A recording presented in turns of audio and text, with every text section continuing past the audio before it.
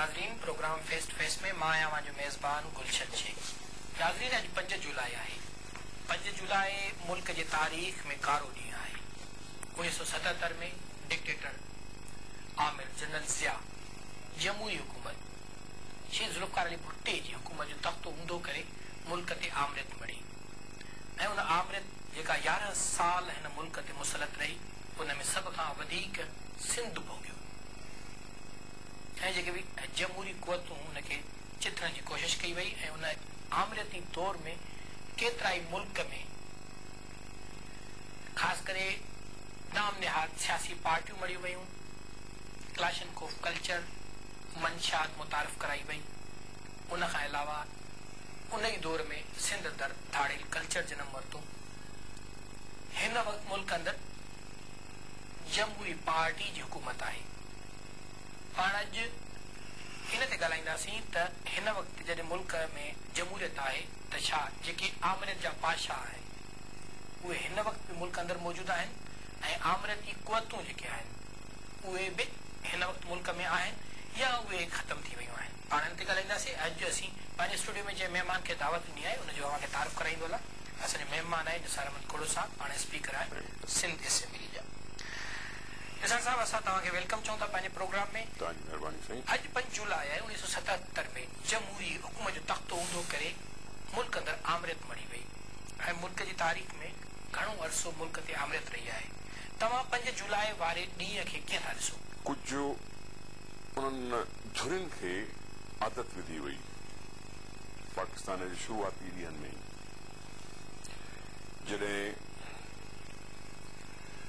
उन यूनिफॉर्म जे बलबूते ते बंदूक जे सहारे रोब विझाइण जी कोशिश कई वई।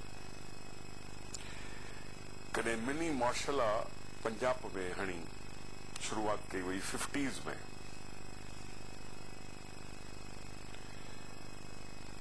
वरी उन खां पोइ आइन ठाहिण जी कोशिश कई वई।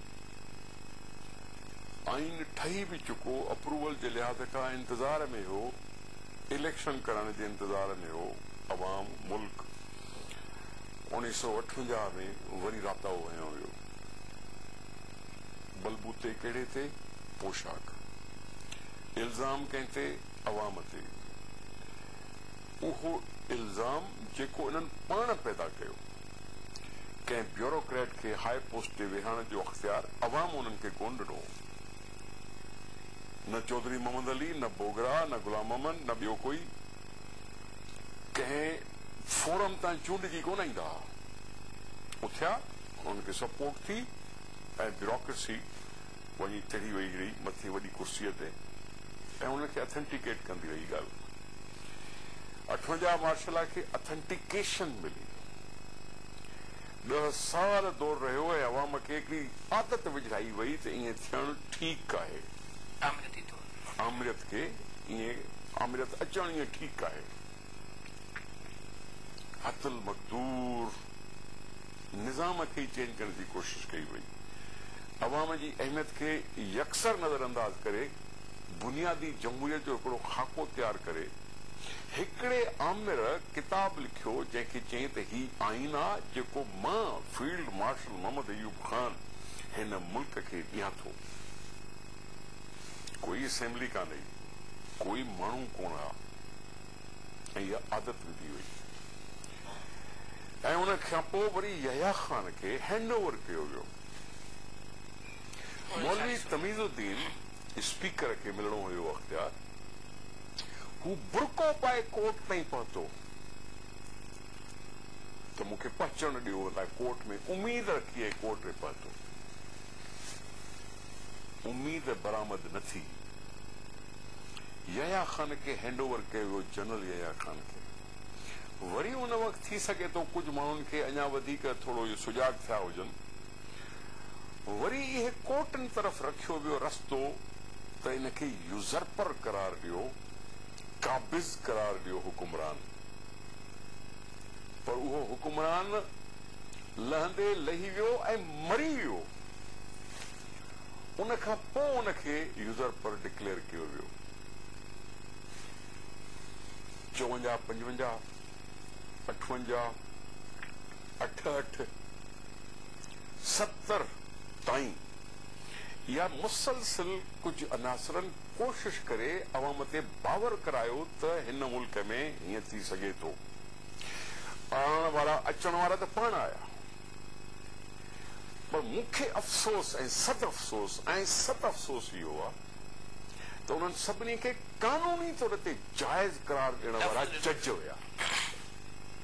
जज इंसाफ़ जी जंहिंमां तवक़्क़ु थी रखे, जेको आख़िरी मंज़िल थी सम्झे त इहो बस इतां इंसाफ़ मिलंदो, उन मिनी मार्शल खे बि कुझु न कयो, अयूब खान जे अचण खे बि कंडोन करे छॾी त अची सघे थो, यहया खान खे बि चई त तुंहिंजी मिल्कियत आहे, हीउ मुल्क तूं हुन ते कॾहिं बि काह करे सघे थो, तमीज़ खे बि ॿाहिरि कढी फिटी करे छॾियो, हुनखे कुझु कोन ॾिनऊं, कंडोन कंदा रहिया, जाइज़ करार ॾींदा रहिया त साईं जेको आया से अॻियां। हाणे इहा ॻाल्हि ही जेका ॿियनि खे बि आदत विझी वई, असीं इन जे करे था वधीक शिद्दत सां चऊं, असीं इन जे करे वधीक था इनखे महसूस कयूं त 77 जो जेको राताहो आहे उहो ॿियनि खां अञा मथे चढ़ियल ॻाल्हि, छाकाणि त उन विच में पाकिस्तान खे आइन मिलियो, जेको 73 जो आइन मिलियो, 1947 में पाकिस्तान कायम थियो, पर अवामी assembly one man one vote जो हक़ इस्तेमाल कंदे पंहिंजो फ़ैसिलो ॾिनो ऐं उन 73 जी आइन खे मुतफ़िका तौर ते करार ॾेई एडॉप्ट कयो वियो।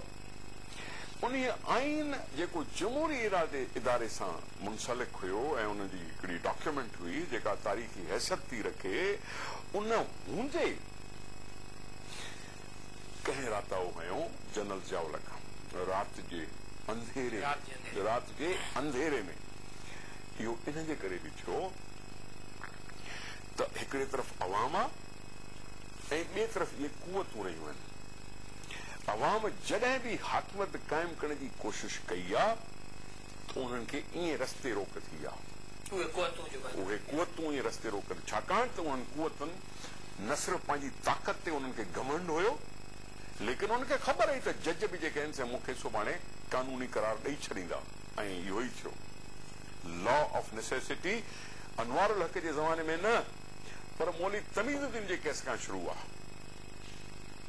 लॉ ऑफ नेसेसिटी जे तहत जनरल जियाउल खे कंडोन कयो वियो, चयो त हा तुंहिंजी मिल्कियत आहे, तूं करे सघे थो इहो सॼो कुझु। इहो सॼो इन जे करे थियो त आइन में इहा गुंजाइश ई न हुई त कोई प्रेसिडेंट असेंबली खे डिसॉल्व करे सघे थो या नथो करे सघे। कुल मुख्तियार असेंबली जॾहिं बि कायम करण जी कोशिश कई वई आहे तॾहिं उहे कुवतूं साम्हूं त आयूं आहिनि। इन लिहाज़ खां भुट्टे साहब खे इन बुनियाद ते असीं हीरो था चऊं, इन बुनियाद सां हमेशह जे लाइ क़ायद क़बूल कंदा रहंदासीं, छाकाणि त हिकु आइन ठाही, वन मैन वन वोट जे बुनियाद ते कैंपेन हलाए माण्हुनि खे फ़ैसिले करण जो अख़्तियार ॾिनई, अवाम पंहिंजे हाकिमत जो हक़ हासिल करे सघियो, अवाम पंहिंजे हाकिमत जो हक़ हासिल करे सघियो, ऐं उन बुनियाद ते ही सिलसिलो हले पियो जिते इलेक्शन तरफ़ वञूं पिया। असीं इलेक्शन तरफ़ पिया वञूं। 76-77 में इलेक्शन थी चुकी हुई, थियण खां पोइ ॻाल्हियूं पयूं हलनि, जिते कंहिंखे एतिराज़ आहे त उन्हनि जी ॻाल्हियुनि खे दूर करण जी कोशिश पई कई वञे। हिते एग्रीमेंट थी वई हुई, सभई जेके मुखालिफ़ हुया या हुकूमत में वेठल भुट्टो साहब उन जा साथी हुया, उन्हनि सभिनी इहा ॻाल्हि क़बूल कई आहे त असां इहा एग्रीमेंट ते पहुची चुका हुआसीं ऐं उन ते अमल थिए हा। भुट्टो साहब मुल्क खां ॿाहिरि वियो ऐं ॿियनि सभिनी इहो सॼी ॻाल्हि कई। 2 ॾींहनि में मुल्क काॾहें कोन पियो वञे, अॼु मुल्क आहे अञा। इहो साॻियो ई मुल्क जेको भुट्टे साहब जे ज़माने में जनरल जियाउल खे लुॾंदड़ ॿुॾंदड़ लॻे पियो, उहो आहे अञा। पर असल में जमहूरियत मज़बूत थियण ॾांहुं पई वञे, उनजे करे निसार साहब पाण हलूं था ब्रेक तां, ब्रेक खां वापसि अची करे नई सूरत हाल ते ॻाल्हायूं था। नाज़रीन वक़्तु आहे नंढी ब्रेक जो, असां सां गॾु रहिजो। वेलकम बैक नाज़रीन। ॻाल्हि पई हले आमरती कुवतुनि जी। निसार साहब छा था सम्झो त हिन वक़्तु ॿिए मुल्क अंदरि उहे आमरती कुवतूं आहिनि या निस्तो नाबूद थी वियूं आहिनि? सूरत हाल खे विसारणु न खपे। 1988 में अवामी हुकूमत आयूं, 90 में, 93 में, 96 में, जहिड़ो बि दस्तूर हुयो उनमें 58(2)B जो ग़लति इस्तेमाल कंदे जमीरी कुवतुनि खे वधीक कमज़ोर कंदे रातावा उन नमूने सां बि हया विया। तव्हांखे ॾिसो गुलशन साहब अर्ज़ी हुआ त 58(2)B प्रेसिडेंट खे अख़्तियार ॾिनो वियो हिकिड़ी चार्जशीट ठाहे ऐं चार्जशीट ठाहिण सां इल्ज़ाम आहे प्राइम मिनिस्टर ते फर्ज़ कयो त पोइ सॼो हाउस डिज़ॉल्व करे छॾी। हाउस आहे प्राइम मिनिस्टर जो नेशनल असेंबली जो, लेकिन थींदो इहो रहियो त चारई सूबाई असेंबलियूं हाणे इहो इंटेंशन आहे मेलिफाइड इंटेंशन त इहे इदारा मज़बूत न थियनि। अवाम पंहिंजे हक़ हकमियत खे जेकॾहिं हासिल करे थो त उनखे भञिजे, उनखे अपॉर्टिव अंदाज़ में उनखे ईअं कजे। पोइ ॾिठो त कॾहिं 20 महीना त कॾहिं 3 साल त कॾहिं 2.5 साल कॾहिं 1.5 साल अहिड़े क़िस्म जूं जेके 1988 खां 1999 ताईं सिर्फ़ 2 इलेक्शनूं थियणु खपनि हा, उनमें 4 इलेक्शनूं थी वयूं, 6 वज़ीर आज़म अची विया। नवाज शरीफ साहब वज़ीर आज़म हुयो, तमामु घणी अक्सरियत मिली हुयसि 1996 वारी इलेक्शन में। असांजो भली उन ते एतिराज़ हुजे ऐं असांजा एतिराज़ बि नाक़ाबिले फ़हम न हुया, उन्हनि जी किथे न किथे पोइ वरी एतिराफ़ी बयानात बि आया। ख़ैर उन बि इहा ई ॻाल्हि कई त 58(2)B ख़तमु कई ऐं पीपुल्स पार्टी हिकिड़ी मिनिस्क्यूल अंदाज़ में नेशनल असेंबली में हुई ऐं उन जी हिमायत कई ऐं यूनानिमस हिकिड़ो डिसीजन थियो 58(2)B ख़तमु करण जो। नतीजो छा वियो 1999 में कीअं राताओ लॻो। अख़्तियार हुयो प्राइम मिनिस्टर खे, कॉन्स्टिट्यूशनल अख़्तियार होसि त साईं चीफ ऑफ आर्मी स्टाफ खे तूं अपॉइंट करे सघें थो, तूं डिसमिस करे सघें थो, कंहिंजे बि सिफारिश ॿुधण जी ज़रूरत न आहे, कंहिं प्रेसिडेंट साहब ॾे समरी न आहे मोकिलणी। प्राइम मिनिस्टर खे अख़्तियार हुयो सॼो कुझु करण में, हुन पंहिंजो अख़्तियार इस्तेमालु कयो, ठका थी हुनजो अख़्तियार न मञियो वियो। अवामी कुवत जो अख़्तियार न मञींदे हुनजे मथां राताओ हयो वियो। हाणे वरी अॼु बि 58(2)B कोन्हे, अॼु बि 58(2)B कोन्हे। ऐं नवाज शरीफ जे ज़माने में 58(2)B कोन हुई। नवाज शरीफ जे डिसमिसल खे कोर्ट जुडिशरी जाइज़ करार ॾिनो, अवामी हुकूमत खे ख़तम कयो हिकिड़े जनरल साहब ऐं जनरल जे एक्शन खे कंडोन कयो जुडिशरी। जनरल कोन घुरियो त मूंखे आइन में अमेंडमेंट करण जा अख़्तियार ॾिना वञनि। हिन अॼु जेका जुडिशरी क़ाइमु आहे इन्हीअ जुडिशरीअ में वेठल कुझु जजनि उन फुल बेंच में वेही जनरल साहब खे 3 सालनि ताईं काटे ब्लांचे ॾेई छॾियो त तूं हुकूमत करे सघे थो, 3 सालनि अंदरि अंदरि इलेक्शन कजांइ ऐं अमेंड करे सघे थो आइन खे। यानी 58(2)B न ई त ठका इहो थियो। अॼु 58(2)B वियो आहे, ॿियूं घणियूं तरमीमूं थियूं आहिनि। प्रेसिडेंट साहब पंहिंजा अख़्तियारात जेके आहिनि से चीफ एग्जीक्यूटिव प्राइम मिनिस्टर खे ॾियाना आहिनि। कुझु बहितरी कई अथनि, कुझु जेको बि कुझु थियो आहे उन पुराणे आइन तरफ़ वञण जी कोशिशि कई अथनि जेका 1973 में ठहियो हुयो, जंहिं तरफ़ असां MRD जे प्लेटफॉर्म तां बि चयोसीं त असां उन वञण जी कोशिशि कंदासीं, चाहे हुन में 3 महीना लॻनि। अच्छा निसार साहब, पाण जेकॾहिं मुल्क जी तारीख़ ॾिसूं त मुसलसिल जेको आहे त जमहूरी जॾहिं बि हुकूमत आई आहे या जमहूरी जेके पार्टियूं आयूं आहिनि इक़्तिदार में त उनखे राता हणण जी कोशिशि कई वई आहे। मुल्क अंदरि ॾिसूं था त तव्हां छा था सम्झो त ख़ासि करे जमहूरी कुवतूं बि इलाही आहिनि, जमहूरी पार्टियूं बि इलाही आहिनि, त उनजे बावजूद उहे आमरती कुवतूं छो थियूं कामयाब थियनि? मूंखे ॻाल्हि ॿुधो, आमरती कुवतुनि खे अथेंटिकेशन थी मिले कानून जी, आइन जी न, कंहिंजे डिसीशन जी। इहा साॻी जुडिशरी उन्हीअ जनरल साहब खे यूनिफॉर्म में रही इलेक्शन विहण जे लाइ करार ॾिनो अहल त यूनिफॉर्म पाईंदे तूं प्रेसिडेंट जे इलेक्शन में बीह सघें थो। आया उहा इलेक्शन सही आहे या न सही आहे इन जो फ़ैसिलो ॿियो को फोरम कंदो, यानी अख़्तियार ॾिनो वियो। इन्हीअ खे 3 साल चयो वियो तूं करे सघें थो, आइन में बि तरमीम करे सघें थो, पर 30 सेकंडनि जी सज़ा ॾेई हिकिड़े मुतफ़िका चूंडियल वज़ीर आज़म खे डीसीट कयो वियो। चयो छा थो वञे त 7 जजनि जे फ़ैसिले खे स्पीकर कीअं थो ओवर रूल करे सघे। पोइ तव्हां स्पीकर ॾे मोकिलियो छो?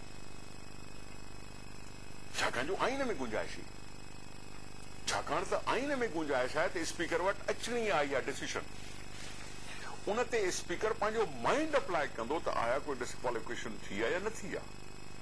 उन माइंड अप्लाई करण खां पोइ इलेक्शन कमीशन ॾे पंहिंजी उहा मोकिलींदो ऐं इलेक्शन कमीशन उन ते अमल कंदी। इन में कोर्ट जो किथे हवालो कोन्हे। ॿुधी वई। हाणे इहे ॻाल्हियूं कुवतूं जेके आहिनि न, इहे कुवतूं on the face of it मौजूदु आहिनि। जुडिशरी खे जेकॾहिं कर्टेल था कयूं त तूं मां असां वेही चवंदासीं त साईं फ्रीडम कोन्हे, पर पार्लियामेंट जे फ्रीडम खे छो थो कदगन लॻाए वञे। अॼु पार्लियामेंट जी सुप्रीमसी ऐं सॉवरेनिटी जेका 18वीं तरमीम 19वीं तरमीम 20वीं तरमीम में मञी वई आहे त पोइ उन में ॾिनल रूल्स जे तहत ज्यूरिसडिक्शन में इंटरफेरेंस करण बि जाइज़ न आहे। मां इहो महसूस थो कयां त अहिड़े क़िस्म जूं ॻाल्हियूं, अहिड़े क़िस्म जा वर्जाव कंहिं न कंहिं धुर खे हथी ॾींदा। मुंहिंजो सवाल आहे पाकिस्तान पीपल्स पार्टी जो तासर आहे त जेके बि आमरती कुवतूं थियूं अचनि उन्हनि खे जेको आहे त जेका बि हथी थी मिले या जेको बि तहफ़ुज़ थो मिले त उहो अदलिया थी ॾे। मां जेकॾहिं ईअं हुजे हा त पोइ भुट्टे साहब जे केस ते रेफरेंस छो मोकिलिया। जेकॾहिं ईअं हुजे हा त उन गैर मोरी कुरतुनि खे असां हथी था ॾियूं त पोइ भुट्टे साहब जे जेको हैंगिंग जो फ़ैसिलो आयो उन फ़ैसिले खे कमेंट करण जे लिहाज़ खां उन हाईएस्ट जुडिशरी ॾे असां इहो पॉइंट छो था मोकिलियूं ऐं रोज़ाना छो था एहतिजाज कयूं त छो विसरी वई अथव तव्हां खां ॻाल्हि इहा, छो नथा हिन ते का ॻाल्हि ॿुधायो त हिकिड़े इलेक्टेड प्राइम मिनिस्टर खे अहिड़े नमूने सां जेका फांसी ॾिनी वई आया उहा हिन नमूने सां जाइज़ हुई या किथे को फ्लॉ हो जिते कंहिं माण्हुनि चयो त साईं असां खां छा चवां। बेनज़ीर भुट्टो साहिबा जो यादि अथव जॾहिं चयो अथई असांखे कोर्शन जे तहत असां खां फ़ैसिलो वरितो वियो। उहे टेपूं तव्हां कोन ॿुधियूं सुप्रीम कोर्ट में जेके शहबाज शरीफ़ चयो कंहिंखे हिकिड़े जज साहब खे त जल्दी फ़ैसिलो ॾियार छाकाणि त साहब ॾाढो अपसेट आहे ऐं तव्हां नथा फ़ैसिलो ॾियो। इहे टेपूं आयूं न, कंहिंखे आयूं इहे इंस्ट्रक्शन्स, कंहिंखे आयूं? छाकाणि जो सियासतदान आख़िरी फ़ैसिले करण जे लिहाज़ खां कोन्हनि वेठा, उहो कंहिं ॿिए खे था ऐं ॿियो ॾियण लाइ थी। पाण जेकॾहिं ॾिसूं त इहे आमरती कुवतूं अॼु बि कंहिं न कंहिं शिकिल में मौजूदु आहिनि, पर मुल्क अंदरि सभ खां वॾी जेका जमहूरी पार्टी चइजे उहा पाकिस्तान पीपल्स पार्टी आहे। पाकिस्तान पीपल्स पार्टी खे वरी मैंडेट सां आवाम जेको आहे त इक़्तिदार में आंदो ऐं Pakistan peoples party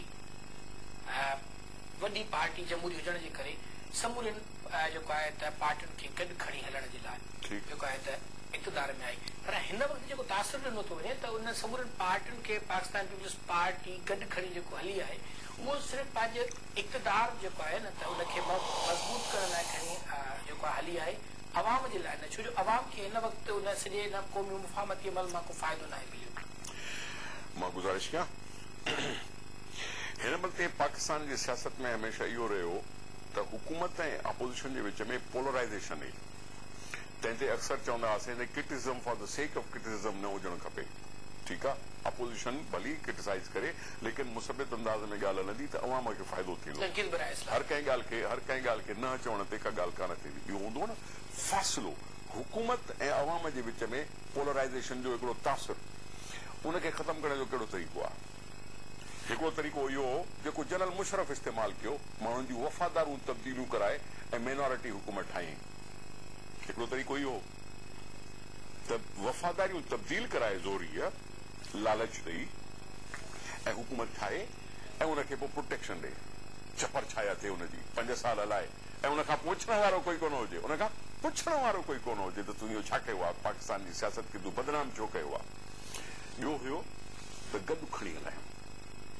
coalition government जो कॉन्सेप्ट सॼी दुनिया में आहे। अॼु इंग्लैंड में कोएलिशन गवर्नमेंट आहे, अॼु इंडिया में कोएलिशन गवर्नमेंट आहे, जेका वॾी डेमोक्रेसी सॾाइजे थी उहा कोएलिशन हुकूमत आहे। ॿुधो, कोएलिशन जो मतिलबु छा आहे त मुख़्तलिफ़ पार्टियूं गॾिजी अॻिते वधनि। पीपल्स पार्टी खे सिंपल मेजॉरिटी जे करे मिली वञे हा, सिंपल मेजॉरिटी जे करे इलेक्शन में मिली वञे हा, उनजे बावजूद बि हू मां सम्झां थो ॿियनि खे खणण ते पंहिंजो फ़र्ज़ पई सम्झे। मां इहो हिनजे करे चवां जवाब महिरबानी, इन जो जवाब। भुट्टो साहब कोलिशन हुकूमत में हुयो, 88 में पीपल्स पार्टी जी कोalition मक़सद वो अवाम खे समर मिलणु घुरिजे। तो मां जवाब उनजो ॾियां थो।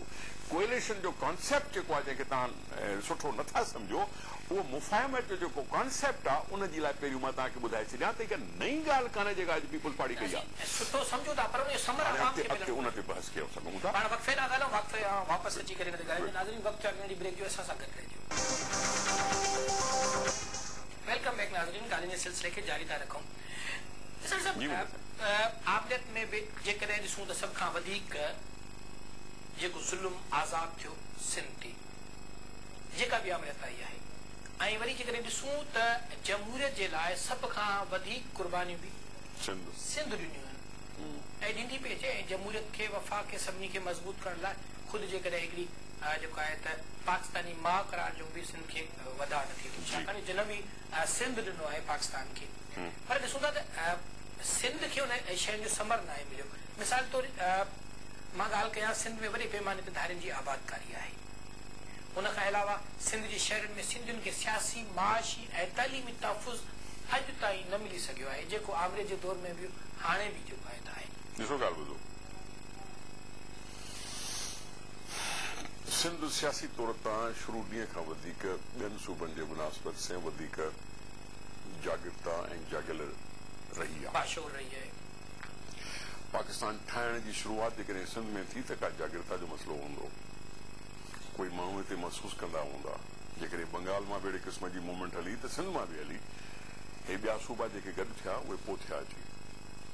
बिल्कुलु पहिरियों जेको आहे ठीकु, उन्हनि किथे चयो त हुणे ख़बर आई आहे कि ख़िज़र साड़ा पाइए, कॾहिं कंहिं चयो साईं, कॾहिं कंहिं रेफरेंडम में आयो, कॾहिं कोई पोइ आयो, कॾहिं हीअं आयो। पर सिंध पायनियर आहे उन कैंपेन जी, उहा सियासी सूझबूझ जो हिकिड़ो तरीक़ो जेको उन्हनि वटि हुयो।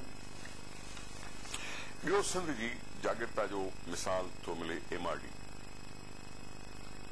ऐं MRD जे लिहाज़ खां सियासी जदोजहद, जमहूरियत जी बहालीअ जे लिहाज़ खां अॼु ताईं शक्ल जमहूरियत कॉन्सेप्ट पंहिंजी जाइ ते आहे। परफेक्शन जे लाइ हर हिक खे कोशिश करणी आहे।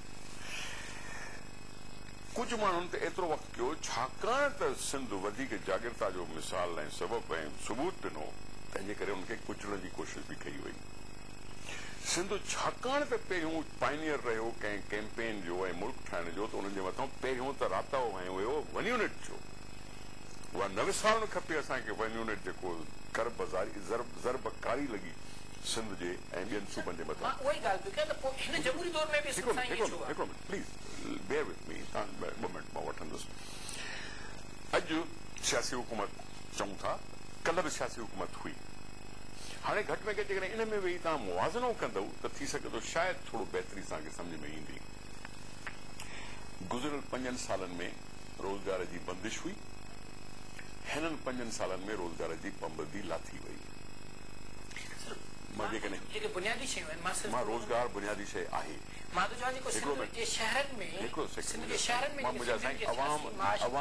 अवाम जे रोज़गार जी ॻाल्हि करणु अवाम जे फ़ाइदे में आहे, नुक़सान में न आहे। उन खां अलावा जेकॾहिं इहा ॻाल्हि कयूं त असां कोटा सिस्टम मेंटेन कंदा आया आहियूं, जिते घटि डेवलपमेंट एरियाज़ आहिनि, घटि तरक़ी याफ़्ता इलाइक़ा आहिनि, घटि सहूलियतुनि वारा आहिनि, उनखे थोरो अपबीट करण जे लिहाज़ खां कोटा खे असां डिस्टर्ब कोन कयो आहे। कोटा सिस्टम आहे। सिंध अंदरि ई चऊं, वफ़ाक़ ऐं सिंध जो अलॻि इशू हूंदो पंहिंजे जाइ ते, जेको बि आहे या न आहे उते रोज़गार, उन सां गॾु अवाम जी भलाईअ जा कम। असांजी सिंध चवंदा आहियूं त असां 70% एग्रीकल्चर बेस्ड आहियूं। मुंहिंजो जेको बुनियादी सवाल आहे न, रोज़गार जे हवाले सां या पाकिस्तान पीपल्स पार्टी जेके क़दम कया आहिनि आम आहिनि, पर कुझु शयूं आहिनि जिन ते मां सिर्फ़ु तव्हांखे कुझु चई ऐं पोइ चवंदुसि त बाक़ी गिलास में पाणी एतिरो विझणु खपे। मां इन जे करे पोइ तव्हांखे चवां त मां एग्रीकल्चर सेक्टर खे जेकॾहिं पीपल्स पार्टी हिन दौर में हथी ॾिनी आहे ऐं हुनजी सपोर्ट कई अथनि, त हिकिड़े कंहिं इन हालतुनि खे मुंहुं ॾियण जे लिहाज़ खां, जेकॾहिं बेसिक पे वधाई अथनि त हालतुनि खे मुंहुं ॾियण जे करे, जेकॾहिं पॉवर्टी एलिवेशन ख़तमु करण जे लाइ Benazir Bhutto income support programme शुरू कयो अथनि, त इहो बुनियादी आहिनि। ही अॼु घर में हिकिड़े घर में सपोर्ट करण जे लाइ हिकिड़ो एक्शन थिए थो उनखे तूं यकसर मुतसरद नथो करे सघे। सिंध जे शहरनि जी ॻाल्हि थो कयां त हुन में सियासी तौर ते माशी तौर ते या तालीमी तौर ते यानी मां गुज़ारिश कयां मुंहिंजी ॻाल्हि ॿुधियो जेकॾहिं मां इहो चवां त सिंध जी 4 करोड़ आबादीअ में 3 करोड़ जेके आहिनि से ॻोठनि में था रहनि त मुंहिंजो कंहिं तरफ़ ख्यालु करणु खपे। हिकिड़ो सेकेंड मुंहिंजा बाबा असीं अवाम जी ॻाल्हि था कयूं या नथा कयूं जेकॾहिं कयूं था त मूंखे सिर्फ़ु अधु मिंट ॾियो त मां इहो तव्हांखे सिर्फ़ु ॿुधाए वञा उन खां पोइ तव्हां ते थो बहस कयां जेका तव्हां ॻाल्हि कई आहे। जेकॾहिं तव्हां सभु क़बूल कयो था त पोइ बहस नथो कयां। मां सिर्फ़ु जेके बुनियादी हाणे अचु ॿी ॻाल्हि पाकिस्तान जो आइन तूं बि क़बूल थो करे मां बि क़बूल थो कयां कयूं था उन पाकिस्तान जे आइन में हिकिड़ी ॻाल्हि लिखियल आहे त पाकिस्तान जा शहरी सिटीज़न्स ऑफ पाकिस्तान उन्हनि खे हक़ आहे त पाकिस्तान जे कंहिं बि कुंड में वञी सकूनत पज़ीर थी सघनि था। इहो हक़ आहे। सकूनत पज़ीर थियण जे लिहाज़ खां माण्हू अपॉर्चुनिटीज़ ॻोल्हींदो आहे त मां जेकॾहिं वञा बि पंहिंजो ॻोठु छॾे त काॾे थो वञा। लाड़ा दुनिया में हमेशह अर्बनाइज़ेशन तरफ़ रहिया आहिनि ॻोठनि मां निकिरी माण्हू शहरनि तरफ़ वञण जी सोचींदो आहे छाकाणि जो बहितर सहूलियतूं हूंदियूं आहिनि बहितर इंफ्रास्ट्रक्चर हूंदो आहे। हिकिड़ो सेकेंड मुंहिंजा साईं मां ॻाल्हि तव्हांजी थो कयां मां ॻाल्हि तव्हांजी पियो कयां मां ॻाल्हि इहा ई पियो कयां जेका तूं चवणु चाहीं थो। हिकिड़ा आहिनि गैर मुल्की उहे आहिनि धारिया गैर मुल्की धारिया तव्हां महिरबानी करे चवणु शुरू कयो त पोइ तव्हां डिस्टिंक्शन कंदव न त पाकिस्तान जे चइनि सूबनि जा माण्हू जेकॾहिं आहिनि त पोइ उहे गैर मुल्की न आहिनि। मां ॻाल्हि सिर्फ़ु इहो बि चवणु चाहियां उन लिहाज़ खां तव्हांजी हिन ॻाल्हि ते बिल्कुलु सही था चओ तव्हां त हिते असांजूं पंहिंजूं सहूलियतूं ठीकु न आहिनि त असां गैर मुल्कियुनि खे कीअं था बर्दाश्त कयूं छो था बर्दाश्त कयूं ऐं न करणु खपे। मुंहिंजो पॉइंट ऑफ व्यू इहो आहे मुंहिंजो पॉइंट इहो आहे त गैर मुल्की धारिया असांखे न खपनि छाकाणि जो मूं वटि मज़दूर बि घणा आहिनि कमु करे सघनि था मूं वटि हारी बि घणा आहिनि जेके कमु करे सघनि था। मां उहो थो चवां तव्हांजी ॻाल्हि ते सहमत आहियां न तव्हां सां ॻाल्हि मां एग्री थो कयां त हा उन्हनि खे बाक़ाइदा पंहिंजे मुल्क ॾे रेपेट्रिएट करणु खपे उन में ढराई थी हूंदी त बि तोसां एग्री थो कयां न ढराई थी आहे तॾहिं बि तोसां उन खां पोइ आया अफ़गानी जेके आया अफ़गानी जो मतिलबु आहे गैर मुल्की पाकिस्तानी न पर अफ़गानिस्तान जा बाशिंदा उहे हिते आया ऐं मुख़्तलिफ़ हुकूमतुनि उन्हनि खे छाकाणि त हिते अची रहिया तंहिंजे करे उन्हनि खे परमानेंट रेज़िडेंट सर्टिफिकेट मिलिया शिनाख्ती कार्डनि जा उन्हनि खे मिलिया जेके ख़तमु थियणु खपनि।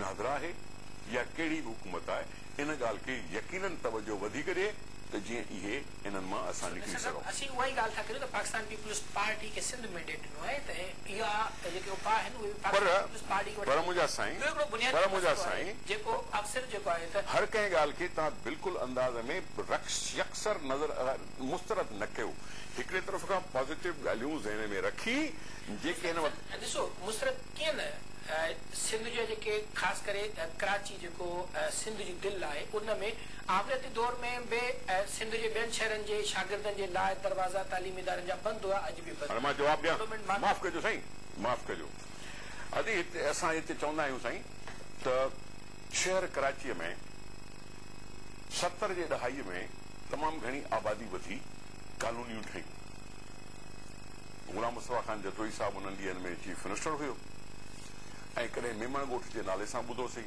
कॾहिं कहिड़े ॻोठ सां नाले से ॿुधोसीं कॾहिं कहिड़े ॻोठ जे नाले सां ॿुधासीं त इहे थिया न विया स्टेब्लिश थिया कराची वधंदी रही पर जेकॾहिं मां उते मेमण ॻोठ में वेही पंहिंजी घर जेकॾहिं कंहिं ॿिए खे विकिणां थो त पोइ छा कंदो मां हिकिड़ी तरफ़ खां फरी वरी तव्हां आबादी जी ॻाल्हि कई वरी हाणे तालीम इदारे ते बाबा हिकिड़ी ॻाल्हि खे खणो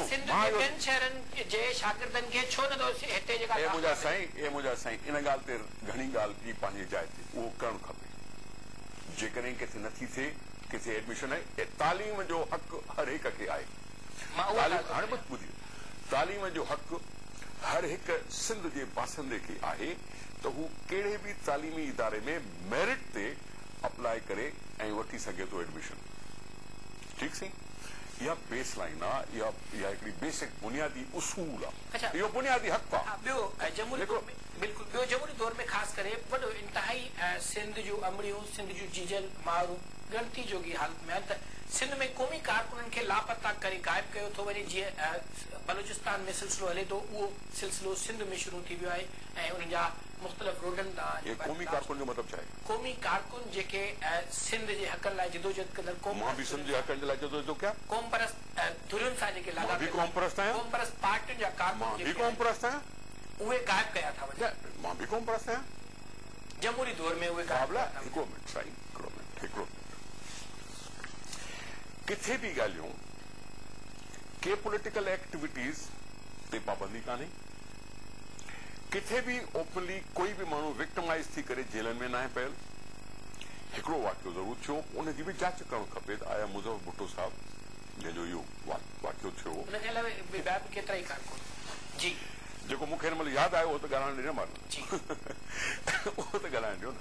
इन ॻाल्हि जी बि जांच थियणु खपे त इहो कीअं थियो, FIR हुई न हुई, ऐं इन जी तह ताईं वञणु खपे। बलूचिस्तान वारी जेकॾहिं प्रैक्टिस किथे आहे त उहा सिंध तरफ़ वधणु न खपे, बलूचिस्तान में बि न हुजणु खपे, बलूचिस्तान में बि न हुजणु खपे। उहो असांजो मुल्क जो बाशिंदो आहे ऐं उहो जेकॾहिं गुम थो थिए त यकीनन असां हिन ॻाल्हि जा कॾहिं बि सहमत थी नथा सघूं त हिन नमूने सां माण्हू ईअं शिकार रहनि ऐं उन में कोई उन्हनि खे चए त पेश कयो वञे ऐं वरी उन जा लाश मिलनि। सुप्रीम कोर्ट जेकॾहिं चयो आहे त उनखे पेश कयो वञे, उनजे जवाब में उनखे मिलनि लाश, त मां सम्झां थो ग़लति ॻाल्हि आहे। धीरे धीरे प्रोग्राम जो वक़्तु, पर हिकिड़ो अहम सवाल इहो आहे त ही जमहूरी दौर जी असेंबली आहे ऐं हिन असेंबली में सभ खां वधीक बहस अमन अमान ते थियो आहे ऐं सिंध में अमन अमान जी सूरत हाल ख़राब आहे। शहर में लिसानी नस्ली दहशतगर्दी पई हले, बहिराड़ी में धाड़ेल कल्चर आहे, बदमुनी आहे, सॼे लथे खां पोइ माण्हू नथो निकिरी सघे। ग़लति था ॻाल्हायो। सही थो ॻाल्हायां मां, मां सम्झां थो ग़लति ॻाल्हायां त सिंध असेंबली एतिरो बहस अमन अमान ते न। मां चवां थो त सिंध असेंबली में अमन अमान ते बहस थियो ई कोन्हे। जेको मुंहिंजो ॿुधी वञो, जेको बजट ते ॿुधी वञो, टारगेट ते ॿुधी वञो जी, अमन अमान ते बहस करण जे लाइ हिन महिल ताईं सिंध असेंबली में हिकिड़ो मोशन बि पेश न थियो आहे त सिंध जी अमन अमान ते बहस कयो वञे। हिकिड़ो दफ़ो थियो आहे हाणे हिन असेंबली जे बजट सेशन खां अॻु में। इन खां अॻु में नो नो नो नो नो पाण हिन ते सिंध असेंबली सभ खां वधीक सिंध जी अमन अमान बाबा ॻाल्हि इहा त चवां त मोशन पेश करे बाक़ाइदा इनखे बहस जे लिहाज़ खां कंहिं बि न आंदो आहे। मां छा चयो, मोशन जे तौर ते हा बजट में माण्हू यकीनन हर का ॻाल्हि ॻाल्हाईंदो आहे, डेवलपमेंट ते बि ॻाल्हाईंदो आहे, कारोकारीअ ते बि ॻाल्हाईंदो हूंदो, अमन अमान ते बि ॻाल्हाईंदो हूंदो, फलाणी ॻाल्हि ते बि ॻाल्हाईंदो हूंदो। बजट में साईं मुंहिंजा जानी, मुंहिंजा साईं, मुंहिंजा माफ़ कजो, ॻाल्हि जेका आहे सा हक़ीक़त इहा आहे। अमन अमान जे लाइ कंहिं तव्हांखे चयो त साईं पीपुल्स पार्टी चवे थी त ईअं ख़राब रहे, कंहिं तव्हांखे चयो? यकीनन कोशिश ई आई आहे, कोशिश में कंपेरिज़न थींदी आहे, कंपेरिज़न जे लिहाज़ खां असीं पंहिंजे पाण खे को वॾी ड्राड़ कोन था आणूं। कोशिश आहे, यकीनी तौर ते हिकिड़ो माण्हू बि मरे थो तॾहिं बि हुकूमत हुनजी ज़िम्मेदार सम्झी वेंदी आहे, इहा ॻाल्हि न आहे। पर वाक़िया थिया आहिनि, कॾहिं गंभीर थी वेंदा आहिनि, कॾहिं कंट्रोल में अची वेंदा आहिनि। परफेक्शन सिंध त छा पर सॼे पाकिस्तान में बि न रही आहे। जेकॾहिं हिन ॻाल्हि खे कयूं त छा बमनि सां उॾाईंदड़ जेके आहिनि से उहे माण्हू न हुया छा? उहे माण्हू न आहिनि छा जेके को स्कूलनि जा ॿारनि खे इहे परखचा था टुकड़ा टुकड़ा करे? न आहे, अवाम आहे, चाहे हीअं साम्हूं कोई कंहिंखे गोली थो हणे या बम सां बि को उॾाए, अवाम आहे। कोई अगवा थो थिए ॻोठ जो माण्हू, I am sorry, no I do not agree. कंहिं चयो त नंढो न खणिजे? कंहिं चयो तव्हांखे त नंढो नथो खणिजे? ही जेका सूरत हाल आहे कराची जी, मां छा जवाब ॾिनो?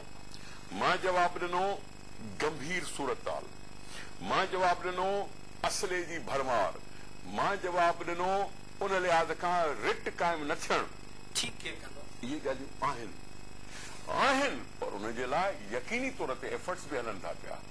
यकीनन उन जे लाइ टाइम बि थी सघे थो खपंदो आहे, छाकाणि त तव्हांखे यादि हूंदो त 1977 खां वठी ऐं 2008 घणा साल थिया? तव्हां ॿुधायो त 1977 खां वठी 2008 ताईं कोई अहिड़ो महीनो ॿुधाए जॾहिं तूं चयो हुजे अमन अमान फर्स्ट क्लास आहे, हाणे कुझु कोन्हे। पर उमेदूं त अवामी हुकूमत में हूंदियूं न, असां छाजे लाइ था कयूं? जमहूरियत खे काइम करण जे लाइ केतिरनि सालनि खां माण्हुनि खे कोशिश करणी पई आहे, आइन खे बहाल करण जे लाइ केतिरनि सालनि जे माण्हुनि जी कोशिश करणी पई आहे, फंडामेंटल डॉक्यूमेंट्स खे हथ करण जे लाइ कहिड़ियूं तकलीफ़ूं आयूं आहिनि, केतिरा माण्हू मराया आहिनि। पर इन जो समर अवाम खे बि मिलणु घुरिजे। इहो सिर्फ़ बहस न हुजणु खपे। तव्हांजी वरी महिरबानी निसार खोड़ो साहब। नाज़रीन, तव्हां असांजे स्पीकर सिंध असेंबली निसार अहमद खोड़ो साहब जी ॻाल्हियूं ॿुधियूं। बहरहाल पंहिंजे प्रोग्राम फेस टू फेस जो वक़्तु पूरो थो थिए। पंहिंजे मेज़बान गुलशन शेख खे ॾींदा इजाज़त। अल्लाह वाही।